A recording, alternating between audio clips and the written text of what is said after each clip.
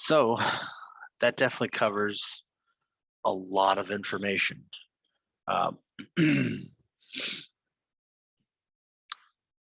now that we've gone through and we've looked at all of these technical issues, we've itemized our technical issues. The next thing that we're going to want to do for the technical stuff is start to crank it out.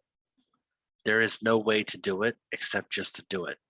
The technical stuff is the hardest part out of everything. But once you get past it, then you can actually start to breathe. Then you can get to a point where the rest of it's not so bad. But the technical stuff is rough. I'm not going to lie. If you're even watching this part of the video now, kudos, because that's a shit ton of shit to look at. So the next step in the phase of technical is to start cranking out the solutions. We got a little bit of work to do before we can get to that part where we're actually fixing some of these errors, but the technical SEO audit is complete. So we'll move on to the next section, which is the on-page SEO audit. So if you're still with us, congratulations. You made it this far. All right.